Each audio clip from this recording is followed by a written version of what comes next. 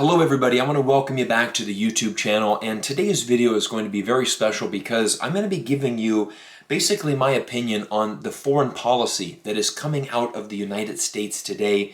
This is really important because I am very concerned as an American citizen on how my government is really moving forward with our foreign policy, most specifically with the country of China. Now, to start today's video, I'm going to bring up a recent article entitled, "America Will Only Win When China's Regime Fails." Now, this is a very interesting article, and already in the title alone, there's many issues that I have with this statement. The first of all is the word regime. And let's just take a moment and look what the actual dictionary definition is of the word regime. In its most simplest form can just mean a form of government. So on the surface, it doesn't seem like there's anything wrong with calling China's government a regime. But the reality is that in the English language, we can take certain words and actually imply them to mean different things. Let me give you a further example of what I mean. When I shared this article on Twitter, this is one of the top comments that came back. The word regime is itself meant to convey an illegitimacy or even criminality to the other government. It's wrong, it's undiplomatic, and ultimately it is dangerous. We saw what policy of regime change did to the US, Iraq, and the greater Middle East. No good comes from it. When you use the word regime to your United States viewers, you are basically implying the fact that we need to change this government. And I don't believe that changing China's government is in the best interest of America. Now, the article goes on to state there are many possible outcomes to the Sino-American competition, from the United States ceding a sphere of influence to China. Hey, China, it's the United States. You know what we've decided to do? We basically have this huge global influence. We're going to go ahead and concede and give you a very small piece of that, and that's going to be your portion. How does that sound? To mutual accommodation. Hey, China, it's the United States. We can learn to work together. How does that sound? To Chinese collapse. Wait a second. Did you say China collapse? You think that's one of the options? I mean, let's just look at the events of the past 12 months. China was one of the first countries in the world to properly handle the COVID-19 pandemic. Wasn't it China's economy that was the only one to experience an actual GDP growth in the year 2020? Isn't it true that many of the Chinese citizens and many of its people actually support the government, considering the fact that 80% of the world's poverty alleviation has happened in the country of China these last 30 years? And the people's quality of life and everything is improving literally day by day in China? Oh, okay, I guess we can make that argument that maybe China could collapse. To a devastating global conflict. Well, I guess that is one of the options. If the United States does aggressively try to invade China, it will be a devastating global conflict. Now, this is the really interesting thing about this article, and this is what I shared on my Twitter this afternoon. This shows the arrogance and ignorance of American politicians. One country's government has grown considerably stronger this past year, while the other has grown weaker. Let's call a spade a spade. There is a better chance of America's government collapsing than China's. When we're looking at the two countries, the United States and China, we have to just be realistic about things. China's government is nowhere close to collapsing. That entire concept is just completely bizarre and completely off basis. China's government, over the past 12 months specifically, it has gotten more trust from the actual citizens in China. Now, why is America so obsessed with the idea that China one day will collapse? Well, it doesn't help when you get guys like this, Chang, who has become the poster boy for being the China expert. Gordon is a regular on the Fox News channel, and again, anything related to China, Chang is brought in. He's a Chinese American. He's extremely anti-China. And here's the interesting thing. For the past 20 years, Chang has been calling for this collapse of China. He wrote a groundbreaking book, The Coming Collapse of China. But guess what? It was published in 2001. Literally 20 years, Chang has been calling for the collapse of China. China has collapsed to the second largest economy in the world. And remember COVID-19? That has only accelerated China's progress, and now it will overtake America as the #1 economy in just a few short years.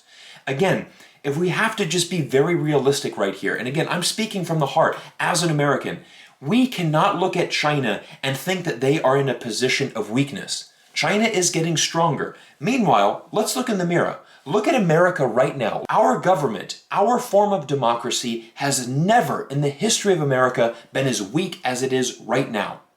And this is the interesting thing. America is always going out saying that China needs to change. China needs to embrace democracy. Only when China embraces democracy and the American way will China be able to achieve success. But that is not true. That theory has been proven wrong, and China has proven to the world that there is another way to do this. And that is something that American politicians must learn to accept. But in this article, it gives a different perspective, and it tells exactly what America is hoping for. The pivotal question becomes whether the United States can achieve this outcome by changing the minds of Chinese leaders, or whether it will require the decline of the Chinese power or the downfall of the Chinese Communist Party. Again, if you are looking at these two countries, which country is honestly, experiencing a decline in its legitimacy, in its government, in its trust? It's certainly America. Let's just be honest here. Right now in America, millions of Americans still believe that Joe Biden is president because he stole the election. And again, going through the whole debacle of the 2020 presidential election, it really questions the legitimacy of the American government. More and more people in America are losing trust in democracy, they're losing trust in America's government, and this is the biggest issue with America. We are so obsessed with being number one in the world that we truly fail to look at the biggest problem, and that is looking in the mirror to finding out the change that needs to be made. In this article from CNBC, Biden must draw red lines against China and focus on Xi Jinping's authoritarian leadership. The author of this article was asked about what would a successful United States foreign policy look like in the years ahead, and this is what he answered. That by mid-century, the United States and its major allies continue to dominate the regional and global balance of power across all the major indices of power. Let me translate that for you. Basically, I'm America, and I just want me and all my closest friends, the UK, Australia, basically any other Western form of government. We want to be number one, and that's what would define success. Certainly not China. China's not like us. They're an authoritarian regime. We need to take down China. So what would a good foreign policy campaign look like? Well, it'd of course be America's number one, and our closest allies are right behind us. That Xi has been replaced by a more moderate party leadership, and that the Chinese people themselves have come to question and challenge the Communist Party's century-long proposition that China's ancient civilization is forever destined to an authoritarian future. Now, this is the really interesting thing that American politicians are focusing a tremendous amount of time on. They're asking Chinese people to rise up, to question the legitimacy of their government, and to basically start a revolution. And this is what American foreign policy is hinging on right now. And this is such a backwards mentality, because the reality is if you go to China and you see what has happened in China over the last 40 years, you will see that the Communist Party is respected and it is trusted in China. Now, I'm not going to sit here and pretend that China's communist government is not without its problems. Every government in the world has problems, including China's, including America's. That's not the issue right here. What we need to look at is we need to look at China from the lens of a Chinese person. Let me give you some valuable perspective. Let's imagine that you are a grandmother or a grandfather in China today. Now, you would have seen China in some of the darkest days in history. You would have lived through the Cultural Revolution. You would have lived through the Great Leap Forward, and you now see a much more prosperous China.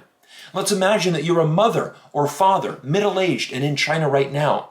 Probably as a child, you didn't have much, but now you have much greater opportunities, and you're very optimistic about the future of your country because you've been able to experience firsthand this incredible rise of China becoming the second largest economy in the world.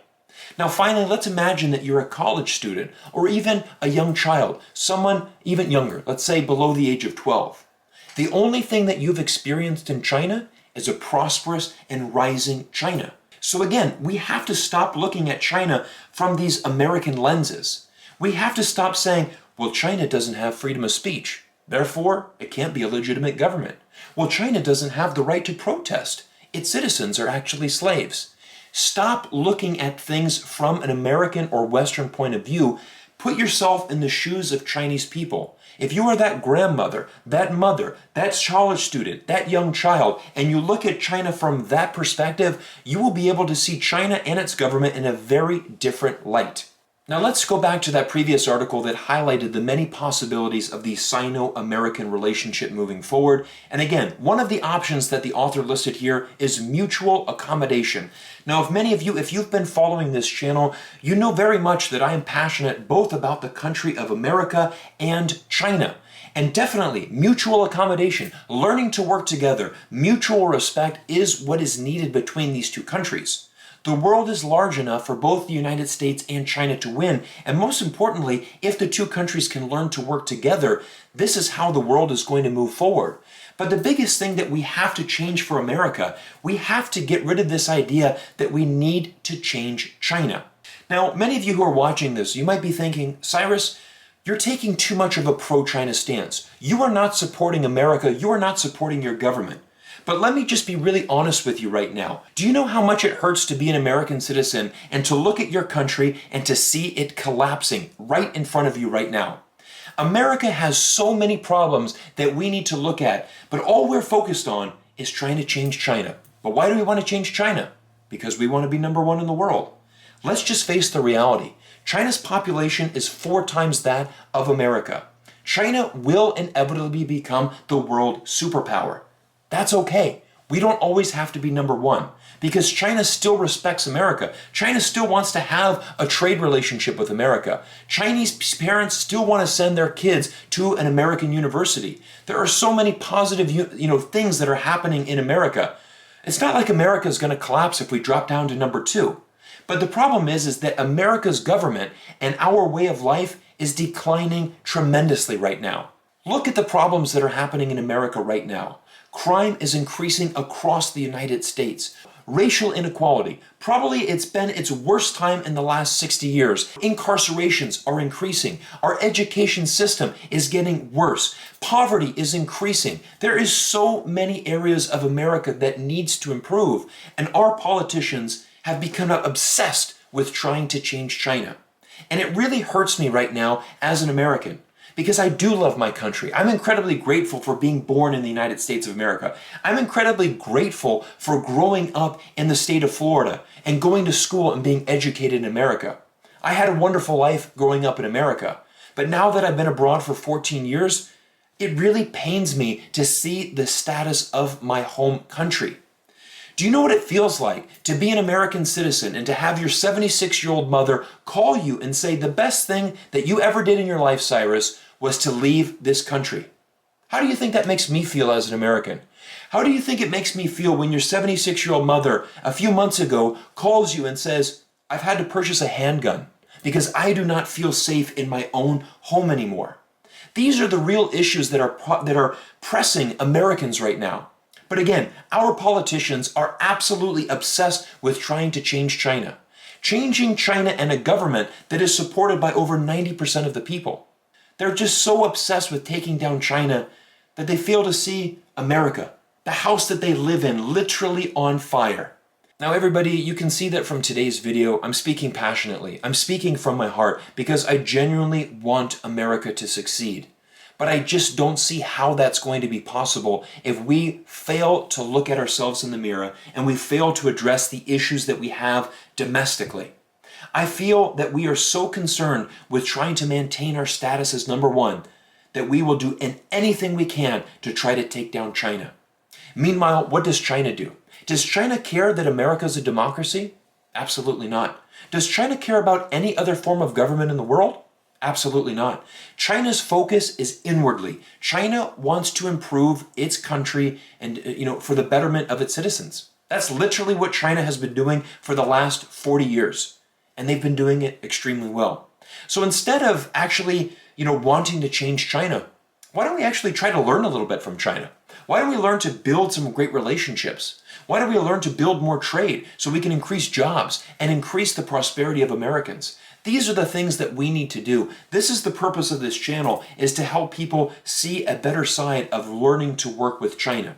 So the next time somebody tells you that the rise of China is the biggest threat in the world, I think we need to look at it from a different perspective. Forget the rise of China. Let's focus on the collapse of America that is literally taking place right now. Everybody, I want to thank you so much for listening to me. As you saw in today's video, I was very passionate and I was speaking from my heart because, again, I love America. It is my home country, but my heart is broken. It is very sad because it's just amazing how clueless some of our US politicians are about the global economy that we live in. China is not our greatest enemy. China is a potential greatest partner for us if we can actually learn to work together. And I'll say it again, when the United States learns to work with China, the entire world is going to win. Everybody, thanks for taking time out of your day to watch it with me here on YouTube. I wish you all the best moving forward. Let's learn to build bridges and let's learn to respect China. Thank you, and we'll see you in the next video.